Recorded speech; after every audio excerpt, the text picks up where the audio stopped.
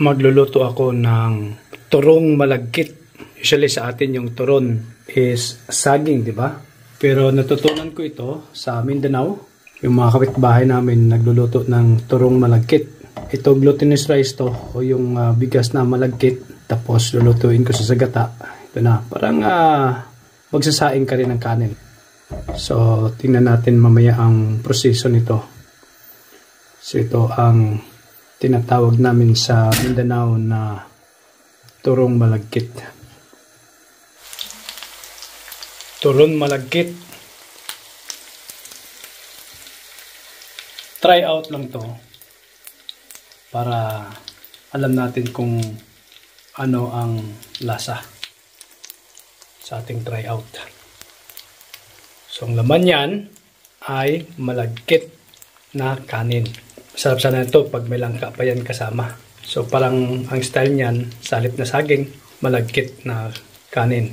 O yan, mayroon ng kalamay yan. Nag-i-sprinkle lang ako ng asukal sa labas. Ayan yan, naka-sprinkle na yung asukal. Yun. Ayun. Maalala nyo noong sa Pilipinas last April, palagi akong bumibili ng turong malagkit. Ayun! Turong malagkit. Tikman natin ito mamaya-maya with coffee. Ito na yung ating turong malagkit. Sa Manila, meron ba nito? Unang kain ko nito sa Mindanao, sa amin. Yung kapitbahay namin, palagi akong umu-order nito. Kung maalala nyo, nung pag-uwi ko nung nakaraang April, ito palaging in-order ko turong malagkit.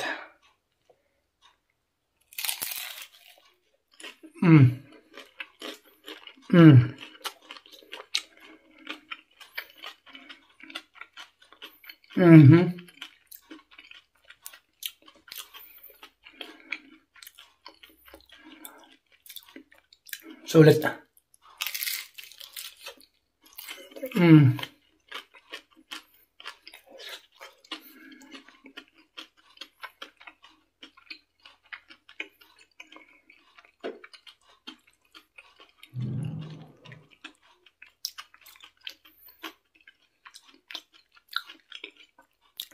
Ayos talaga. Sarap na.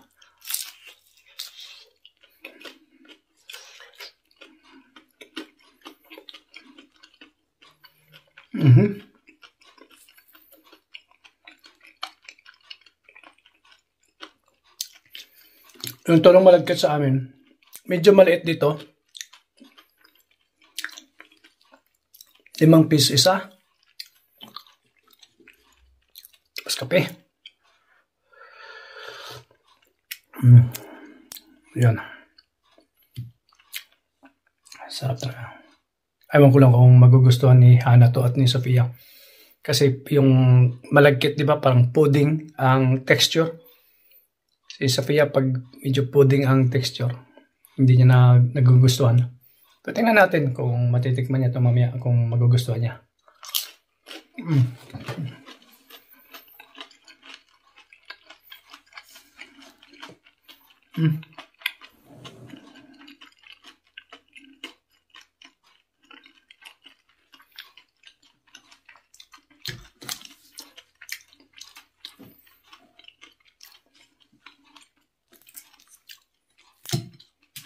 Isa pa.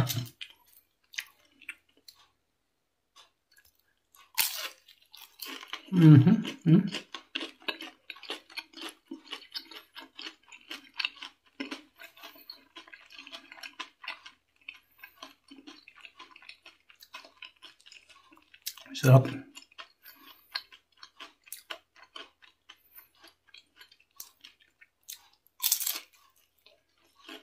Hintayin na natin si Sofia at mamaya si Anna. Počkej, mami, ona přijde za chvilku. Kararating lang nila. That is turong malagkit. Turon na malagkit. It looks like a pancake wrapped in rice.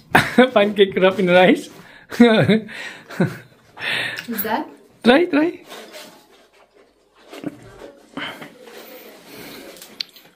Nice. It's fine. Okay, right. I mean, I don't really like, you know that I always make some dishes like sweet rice or something like that. This is the first time I actually like it. Yeah, Nice. that is turon malagkit. When I was in Dado, I learned it from the neighbors. 3 of them selling that. So I ordered 50 pieces, 100 pieces. Why 50 and 100? Because we love it, so I could share it. But it's too cheap, like 5 pesos each. But a little bit smaller than that. Now I made big one. Nice. You like it? What do you think, Pinka? You like it? That is turong malagkit. Turon malagkit. Yeah, instead of banana, I put glutinous rice or pilit. Sa Bisaya, it's pilit. Sa Tagalog, it's kaning malagkit. No, I have something for you. Yeah, you can smell it. Is this the dog? Yogurt here for dog. Dog yogurt? Yeah. Oh. I want to buy dog ice cream.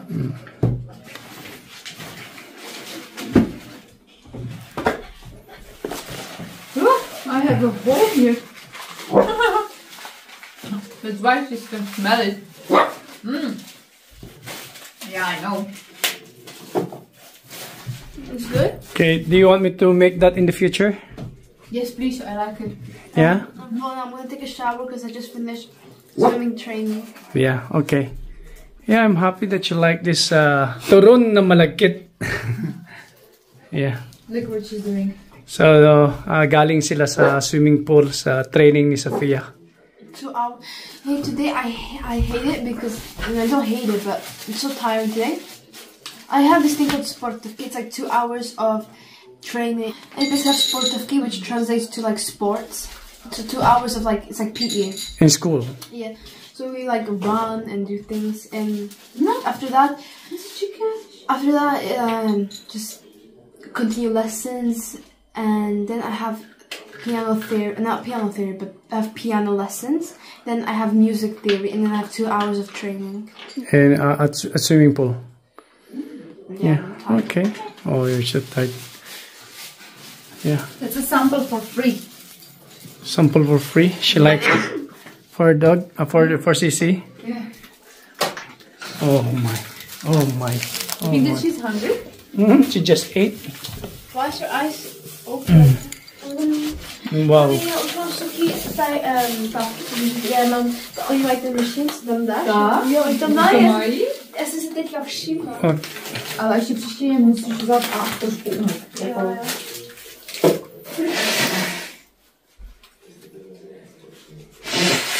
Okay. So time here is almost 7 in the evening. Going to the shop. So yun. Nag-create ako ng mga pang merienda, yung pang Pinoy merienda. Para kung magustuhan nila, at least in the future. Yan ang gagawin ko para hindi na bibili ng kulach. Kasi alam niyo yung kulach dito, sa totoo lang, mahal yun. Yung isa nun, sa Philippine Piso, siguro mga 90 pesos. Yung isang bilog, sa Philippine Piso, mga 90 pesos yun. So, mahal yun. Megit nga. Kasi times 2.7 na ngayon eh. Yung 1 koron is 2.7 pesos. So, 30 koron isa nun. 30 koron times 2.7. So, almost triple. 90. Almost 90 pesos. Yeah. So, yan. At least, sa sunod, gagawa ko ng biko na gusto mo ni Hana yung biko. Kasi bumili ako ng glutinous rice. Kasi yung Asian store dito, makakabili ka na ng glutinous rice. At saka, madami naman mga gata rito. Yung dito, ito yung saglit lang. Ito yun, gata sa lata. So, pwede itong gamitin. She likes it? Yeah. Okay. So how's work, darling? Yeah, good. Good? No pressure? No. Everybody loves you there, yeah? I don't know. Should I ask? You remember Turon? I put banana. Now I put glutinous rice. Better. Better? Mm-hmm. Really? Oh, I'm happy that you like it. I can make it more maybe in the future. For merienda. And coffee. Yeah. Minarinate ko siya ng 4 hours. Gagawin kong pork steak Tagalog. Itong pork ribs. Request to ni Hana. So, marinated dyan, oh. 4 hours. Maganda sana kung overnight. Pero, late na nag-request si Hana eh. Kaya hindi ko siya na-prepare ng overnight. Kaya na pagising niya, sabi sa akin, pwede mo bang gawing pork steak Tagalog yung pork ribs? Sabi ko, no problem. Yan. Prituhin muna natin hanggang mag-brown. Ayan.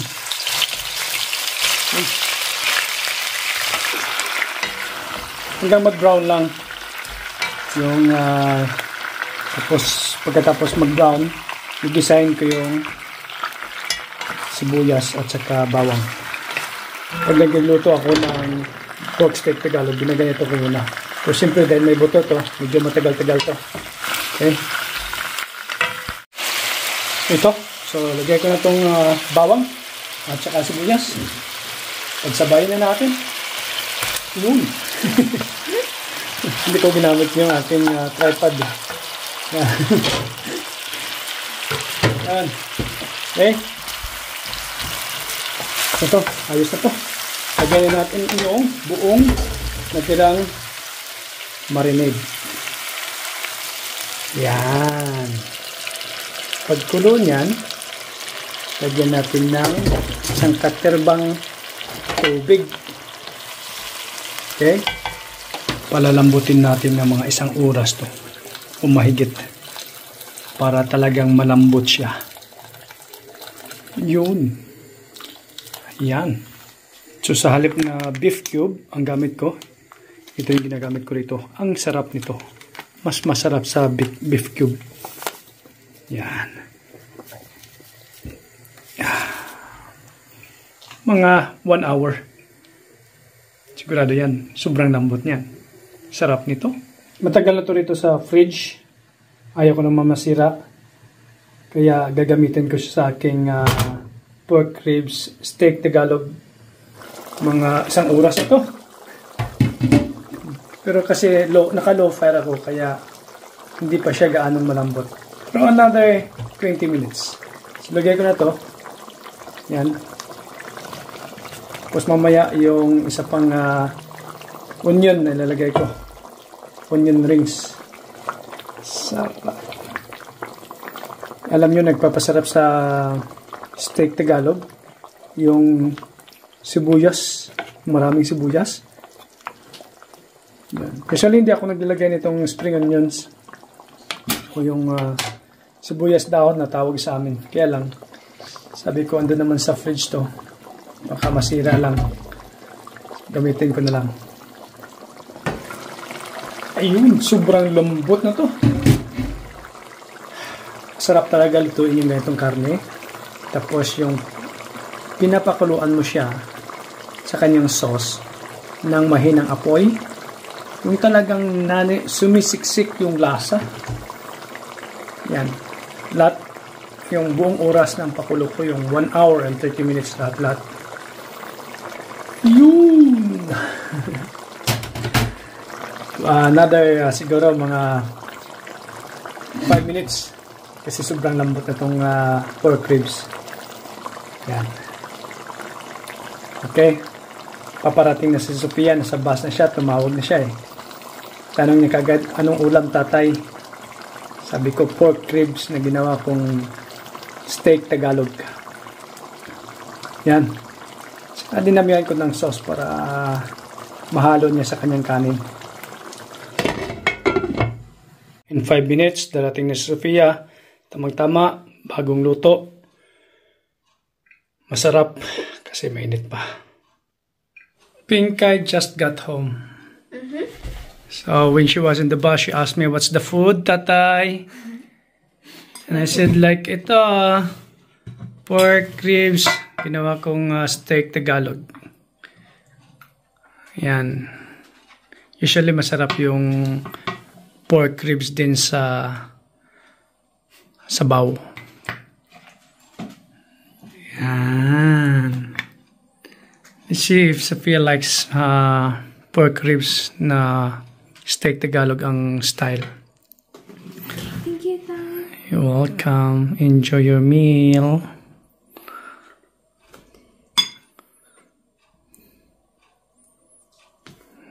Tender enough? Yeah, but it's hot. Yeah, because newly cooked. Nice one, right? But hot. That's the food.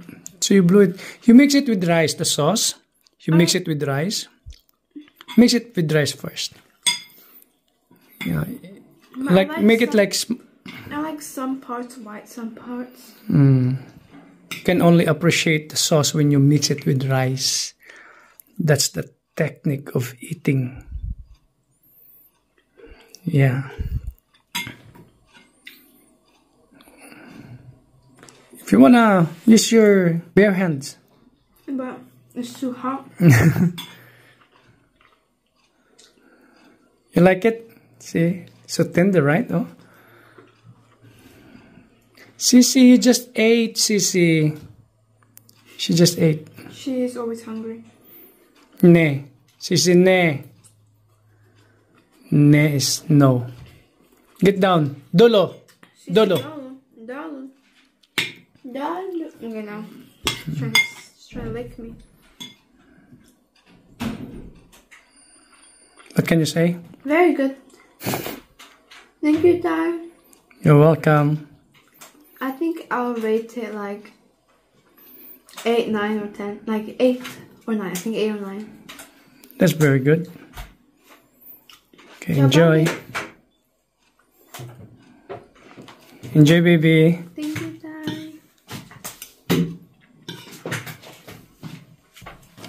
Pero si Hana talaga nag-request nito na ito yung lutuin ngayon. Yung paggising niya kanina talaga, sabi niya, ilutuin ko raw ito ng ganito. Sabi ko, no probs. Yun, okay? Enjoy your meal.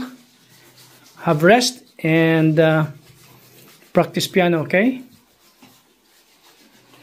Good job, Pinkay.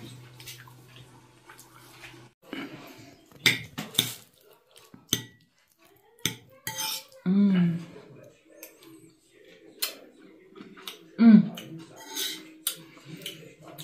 20 out of 10. You see, dog is...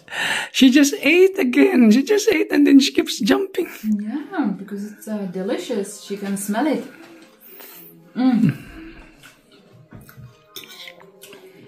That was a good idea of mine, morning to tell you to make a ribs adobo. No, adobo. Bistik Tagalog. Bistik. It's not... Bistik is from the word beef. So okay, it's a pork rib steak Tagalog. It's a pork ribs a la bistek.